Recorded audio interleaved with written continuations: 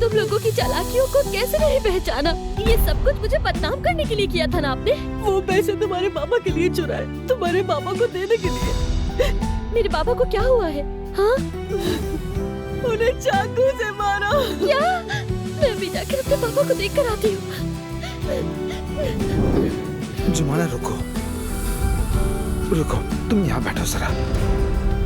इस लड़के की मौत तो मेरे हाथों से ही लिखी हुई है, छोड़ने वाला नहीं हूँ मैं इसे।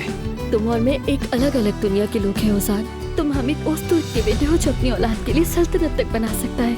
मैं गरीब लड़की हूँ जिसका बाप जेल में है।